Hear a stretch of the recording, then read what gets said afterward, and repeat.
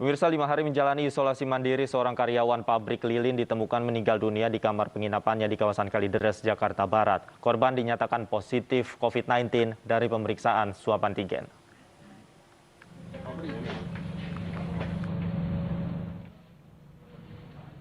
Lagi-lagi, warga yang positif COVID-19 meninggal dunia saat menjalani isolasi mandiri. Jonathan, 51 tahun, ditemukan meninggal dunia saat menjalani isolasi mandiri selama 5 hari di kamar penginapan karyawan pabrik lilin di Kalideres, Jakarta Barat. Petugas pemulasaran dari Pos Komunas DKI Jakarta langsung mengevakuasi jenazah almarhum. Istri korban tak kuasa menahan air mata karena harus berpisah dengan suami tercinta. Sebelum meninggal, Jonathan mengalami gejala berat seperti sesak napas dan diare. Dia sakit kepala, terus diare. Kayaknya batuk-batuk, sesak napas, udah. Terus dibawa ke rumah sakit mana? Dibawa ke klinik Berkasan, terus isolasi mandiri, udah nggak ketolong. Rencananya, almarhum akan dikremasi di rumah duka Abadi Jelambar sebelum dibawa ke kampung halamannya di Medan, Sumatera Utara. Dari Jakarta, Miftahul Gani, iNews melaporkan. Pemprov DKI Jakarta melakukan proses pematangan lahan makam TPU Rorotan, Jakarta Utara. Rencananya lahan pemakaman pasien COVID-19 tersebut diperluas jadi 10 hektar.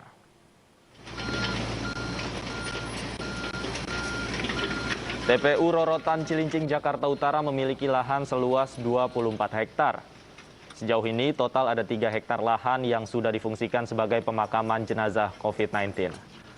Pematangan lahan dilakukan setelah terjadi lonjakan jumlah kasus COVID-19 di Jakarta. Sebelumnya sudah ada 3 hektar lahan di TPU Rorotan untuk pemakaman pasien COVID-19 dengan kapasitas mencapai 7.200 petak. Dan berdasarkan data terakhir, sudah hampir 3.000 jenazah dimakamkan di TPU Rorotan ini. Berdasarkan pantauan tim iNews, hingga Jumat siang sudah ada 16 jenazah pasien COVID-19 yang dimakamkan di TPU ini. Rata-rata jenazah pasien COVID-19 yang dimakamkan di TPU Rorotan setiap harinya bisa mencapai 200 jenazah. Petugas pemakaman terus berjibaku menyiapkan liang lahat untuk jenazah pasien COVID-19. Sementara belasan eskavator dikerahkan untuk mempercepat proses penggalian lubang makam dan meminimalisir antrian.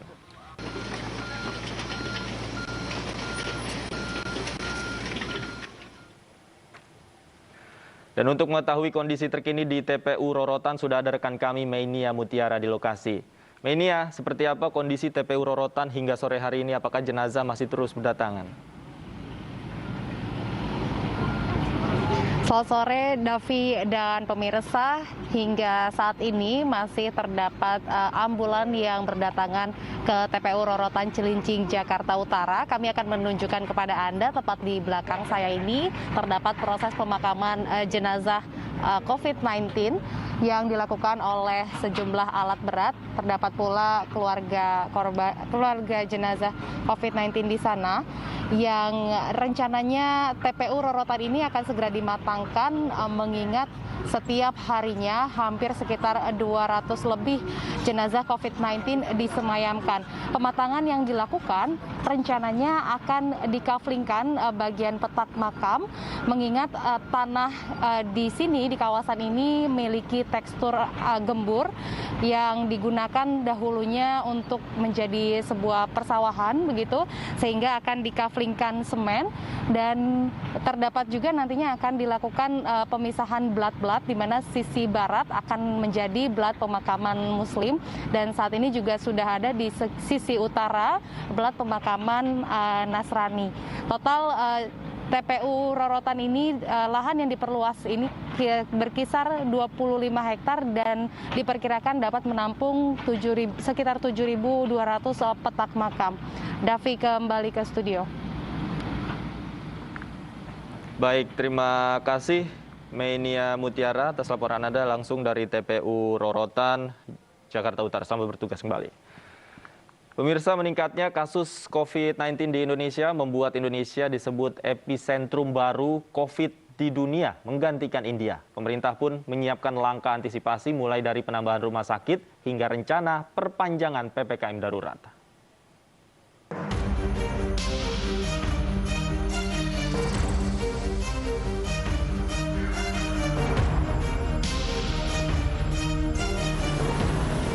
Memasuki pekan kedua penerapan PPKM darurat, kasus harian COVID-19 di Indonesia terus bertambah.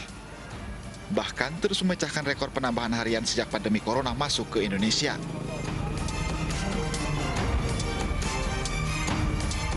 Pertanggal 15 Juli kemarin, kasus harian COVID-19 di Indonesia mencapai 56.757, sehingga total kasus positif di Indonesia berjumlah 2.726.803. Sementara angka kesembuhan bertambah 19.094. Dengan penambahan kasus ini, Indonesia disebut epicentrum baru corona di dunia, menggantikan India. Berdasarkan catatan Worldometer per tanggal 14 Juli lalu, epicenter kasus COVID-19 di sejumlah benua adalah Amerika Serikat dengan 4.897.708 kasus aktif, disusul Brasil.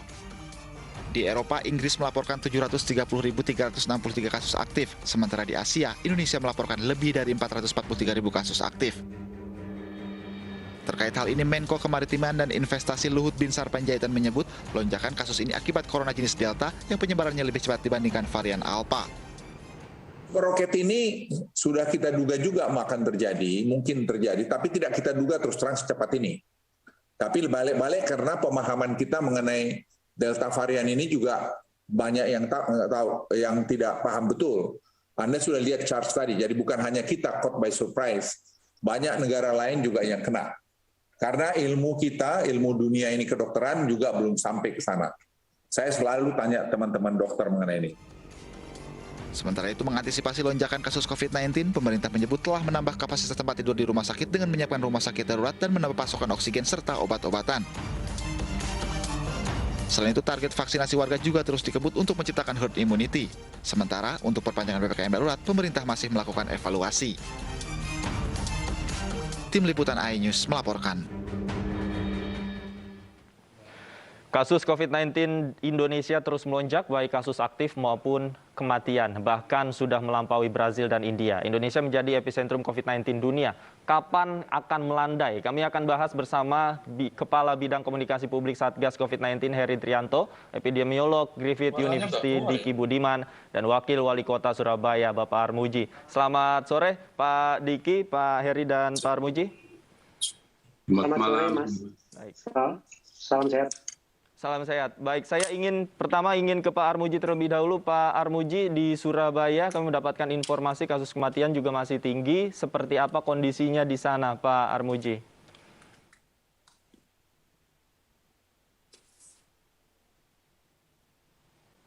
Pak Armuji? Ya, suaranya nggak keluar ini ya. Ya baik, sambil kita perbaiki komunikasi kita dengan Pak Armuji, saya ingin ke Pak Heri kalau begitu. Pak Heri, bagaimana Indonesia ini disebut sebagai epicentrum COVID-19 baru, khususnya tidak hanya di Asia, tapi juga di dunia. Memangnya seperti apa data-data yang didapatkan hingga hari ini? Apakah sudah ada tanda-tanda untuk melandai grafiknya? Ya, terima kasih Mas.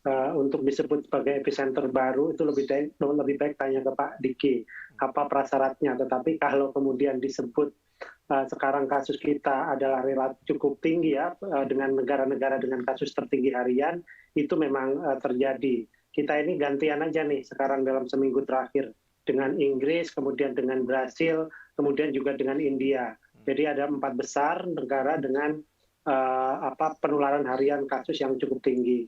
Tetapi kalau dibandingkan dengan kasus aktifnya, tentu saja tadi juga kelihatan angkanya sebenarnya kita berada di urutan ketiga atau keempat ya sekarang dengan kasus aktif tinggi.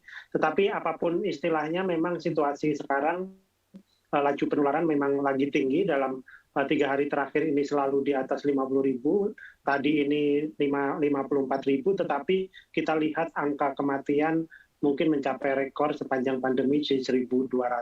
Ini tentu akan menjadi perhatian kita semua, bagaimana tata laksana untuk para pasien yang tertular saat ini bisa terus diperbaiki, tidak saja dengan menambah tempat perawatan, tetapi juga bagaimana cara pengobatannya. Itu yang pertama. Itu memang harus mau tidak mau kita atasi yang sekarang. Kemudian di sisi lain, upaya untuk PPKM darurat ini juga dilakukan semakin intens ya. Di hari ke-14, hari ini 27 pintu tol gitu disekat, ditutup kira-kira di Pulau Jawa untuk kemudian lebih memberikan pesan kepada masyarakat bahwa mobilitas itu memang benar-benar dibatasi sekarang dan hanya yang benar-benar esensial dan kritikal saja yang bisa melakukan mobilitas gitu. Selebihnya mari kita bersama-sama berkorban dulu sekarang untuk tinggal di rumah, menghentikan kerumunan, menghentikan mobilitas, sehingga kita bisa menekan laju penularan ini dalam level yang terkendali ya. Terkendali dalam arti ketika ada yang terjangkit baru itu terjadi, rumah sakit atau fasilitas kesehatan bisa mengantisipasinya. Orang tidak perlu lagi antri di IGD hingga 24 jam hanya untuk dapat di IGD. 3 hari harus menunggu di IGD untuk sampai ke ruang perawatan. Tentu saja ini tidak bagus gitu. Makanya kemudian tidak ada pilihan lain buat kita semua sekarang untuk menahan laju penularan ini dengan menyelesaikan persoalan di hulunya. Di hulunya yakni bagaimana mencegah atau mengurangi laju penularan itu serendah-rendahnya dari posisi sekarang. Kalau target PPKM Mikro kemarin adalah di bawah 10.000, baru kita bisa mungkin sedikit bernafas ya kasus hariannya. Tetapi kalau sekarang kasusnya 54.000, saya rasa kita masih punya banyak pekerjaan yang harus kita selesaikan. Baik, masih banyak pekerjaan yang harus diselesaikan. Saya ingin kembali mendengarkan bagaimana situasi terkini di Surabaya dengan Pak Armuji. Pak Armuji, sudah bisa dengar suara saya, Pak Armuji? Oke, udah bisa Mas. Baik, Pak Armuji, bagaimana kondisi di Surabaya hingga hari ini? Kami mendapatkan informasi bahwa tingkat kematian di Surabaya akibat COVID-19 juga masih tinggi, Pak Armuji. Masih tinggi, di atas 150 ya. Jadi cukup tinggi di Surabaya, karena kita juga masih ada semua rumah sakit sudah close. Tentunya banyak orang isoman di rumah pun orang-orangnya juga pada kebingungan, karena obat-obat yang mereka cari itu di apotek juga pada nggak ada habis. Inilah yang tentunya harapan kita, pemerintah pusat, memberikan suatu informasi, telepon dan segala macam. Ini kan cuma untuk Jabodetabek ya. Saya banyak dipisui orang, banyak ditelaku orang. Telepon yang di-share itu dari pusat itu juga masalah obat bagi orang-orang yang isoman mandiri. Ini sudah kelabakan semua. Baik pemerintah. Tentunya begitu juga masalah oksigen. Oksigen sebenarnya yang kehabisan di sini adalah tabung oksigennya ya. Kalau oksigennya kan ada pabriknya di Gresik sama di Sidoarjo. Untuk tabung oksigen sama regulatornya itu yang tentunya menjadi orang sangat resah sekali. Oleh karena itu obat-obatan jangan cuma diperdebatkan di pusat saja menjadi satu polemik, tapi tolong digerojokkan ke bawah bagi mereka yang mempunyai isoman mandiri di rumah. Ini mereka sangat bingung sekali. Baik, Pak Armuji, artinya obat-obatan gratis dari aplikasi telemedicine yang digencarkan pemerintah belum sampai ke Surabaya? Sampai saat ini belum sampai ke Surabaya. Jangankan yang digratiskan, yang beli saja sudah kehabisan semua kok di sini. Ini yang sangat memperhatikan. Dan mungkin bukan cuma di Surabaya, di tempat-tempat lain juga seperti itu gitu loh.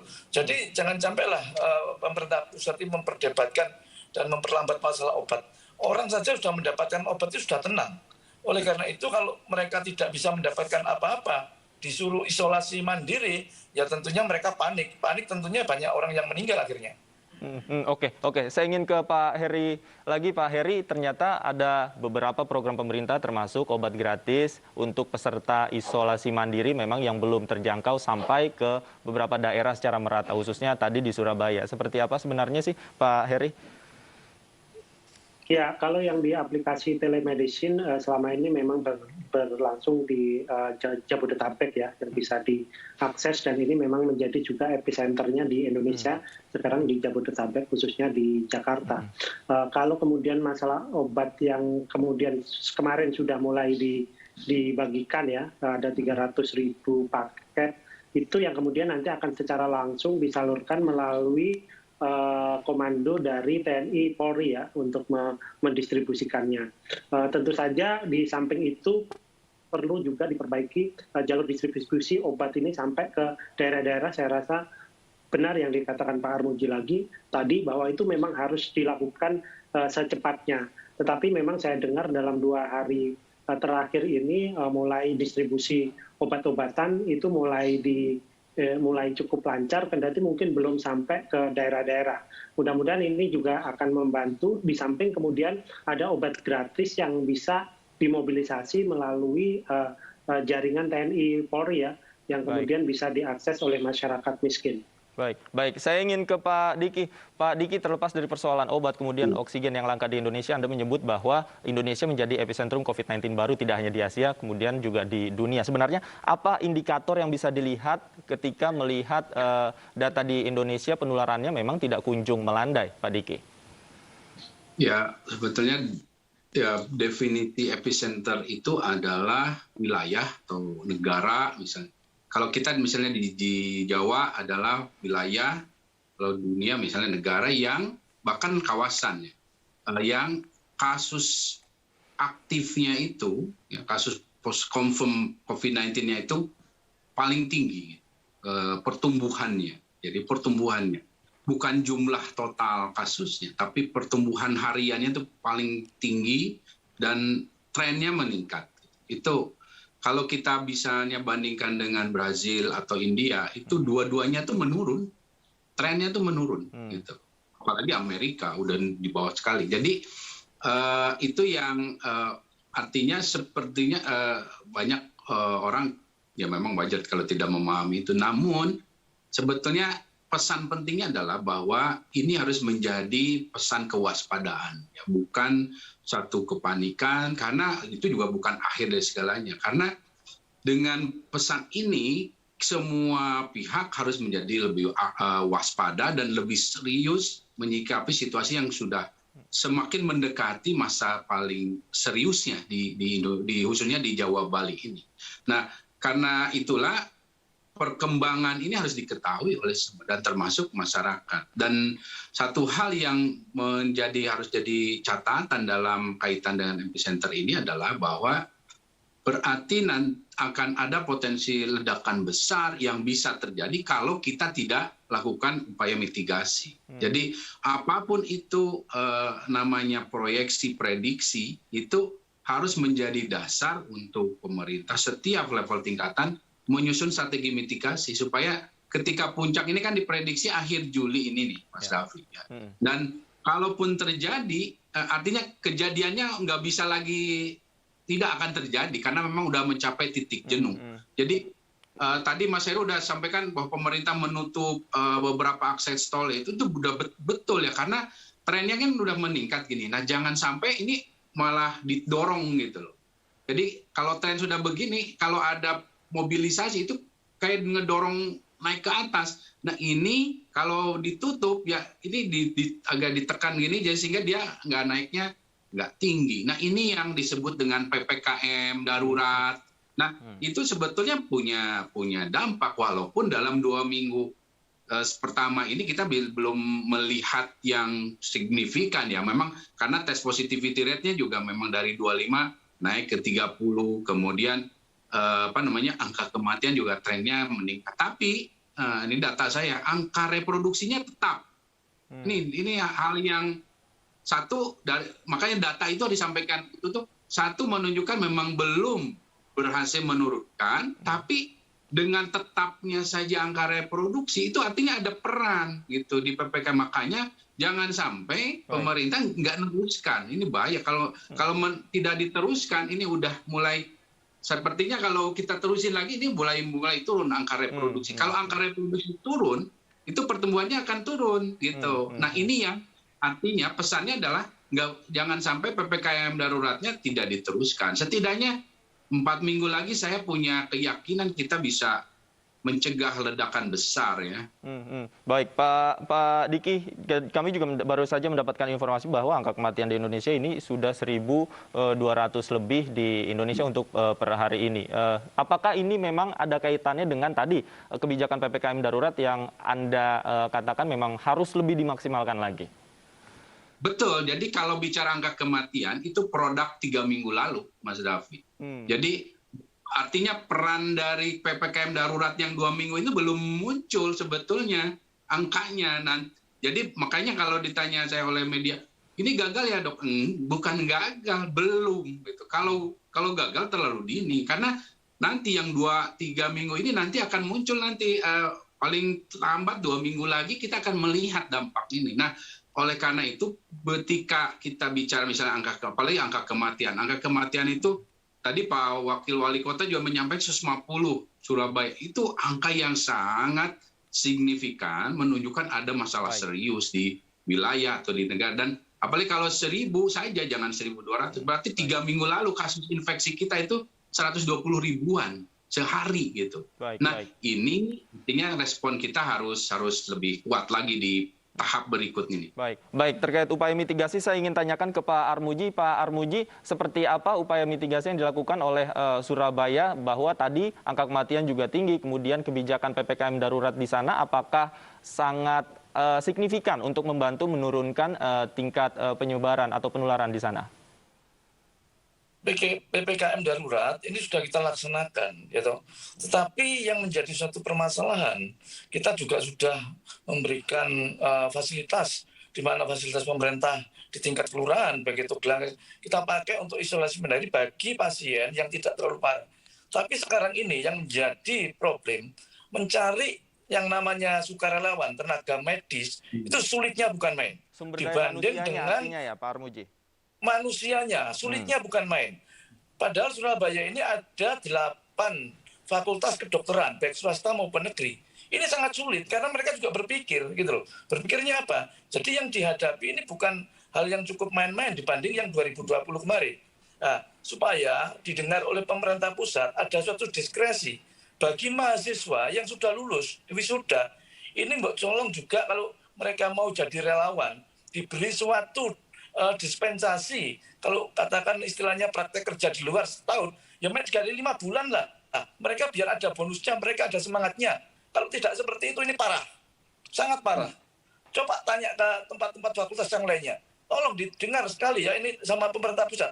Adanya satu kebijakan diskresi bagi mereka yang mau jadi relawan, yang sudah wisuda kedokteran, istilahnya apa? Mungkin Pak Dokter itu yang tahu. Itu setahun biasanya. Tapi inilah, tolong dikasih 5 bulan aja lah mereka. Supaya apa? Ada bonus lah. Karena yang ditaruhkan ini adalah nyawa. Saya kira itu, Pak. Artinya tidak hanya persoalan tadi obat-obatan juga, tapi persoalan kendala SDM untuk relawan juga di sana masih terkendala ya, Pak Armuji ya? Sangat sulit. Bukan cuma di Surabaya, mungkin di tempat lain juga sama seperti itu. Itu mikir kalau jadi relawan sekarang ini. Khususnya bagi tenaga kesehatan. Oke, baik. Saya kembali ke Pak Heri. Pak Heri, terkait upaya mitigasi tadi disebutkan oleh Pak Diki, jika memang ini trennya terus meninggi, bukan tidak mungkin ledakan itu, potensi ledakan itu juga akan terjadi nanti pada akhir bulan ini. Seperti apa kemudian upaya-upaya yang bisa katakanlah dilakukan pemerintah untuk dimaksimalkan untuk memperketat kembali kebijakan ini? Ya, mobilitas ini sudah dibatasi sedemikian rupa. Kita dicek juga memanfaatkan teknologi dari Google, kemudian juga kita lihat juga dari satelit untuk bagaimana sebenarnya terjadi penurunan mobilitas masyarakat itu dalam seminggu terakhir ini. Kemarin seminggu pertama mungkin penurunannya hanya terbatas, tetapi hari ini misalnya di Jawa Barat itu terjadi penurunan mobilitas masyarakat itu sampai 40%. Artinya ini sudah semakin mendekati target yang ditetapkan sebenarnya mengurangi mobilitas masyarakat hingga lebih dari 50%. Nah, ketika itu sudah bisa dilakukan dan ditambah lagi dengan berbagai macam upaya yang lebih ketat lagi gitu, diharapkan seperti yang disampaikan Pak Diki tadi, bahwa 1 minggu ke depan kita mulai memetik hasilnya gitu, atau minimal tidak terjadi ledakan seperti yang dibayangkan jika tidak tanpa intervensi di sektor hulu itu. Nah, kalau itu sudah bisa kita lakukan, kemudian laju penularannya terkendali, kemudian jumlah orang yang sakit itu juga berkurang, pada akhirnya tentu saja tadi yang dikhawatirkan di sektor hilir tadi, di rumah sakit yang kewalahan tadi, ya secara perlahan mereka bisa menarik nafas gitu. Bahwa benar sekarang kita susah ya, Pak Armuji benar, bahwa kita susah merekrut relawan gitu, dan sekarang sebenarnya udah ada diskresi juga untuk internship itu mereka bisa melakukannya gitu. Tapi saya rasa tadi benar, aspirasi itu harus didengarkan juga, sehingga kita memang namanya sekarang darurat, kita memang harus mengambil langkah-langkah darurat juga gitu, termasuk tadi di sektor hilirnya bagaimana, dan tentu saja di sektor hulunya ini kita juga harus masih keras. Mungkin akan diperpanjang, kemungkinan itu juga terbuka saya rasa. Kalau melihat kasusnya sekarang masih jauh dari target yang 10.000 tadi. Sekarang masih 54.000. Jadi rasanya kita masih harus menahan diri sampai beberapa pekan ke depan. Baik, kita akan melihat sama-sama bagaimana upaya intervensi pemerintah melalui kebijakan PPKM darurat ini akan membawa hasil bagi penyebaran COVID-19 yang terus berkurang di Indonesia. Kita harapkan bersama. Terima kasih sekali lagi Pak Heri Trianto, Pak Armuji, dan Pak Diki sudah bergabung bersama kami di iNews Sore. Selamat sore Bapak-Bapak. Selamat sore, salam sehat. Pemirsa, pasokan oksigen diklaim aman oleh Pemprov DKI Jakarta. Namun nyatanya antrian pengisian tabung oksigen di ibu kota terus terjadi. Kami segera kembali usai jeda, tetaplah di iNews Sore.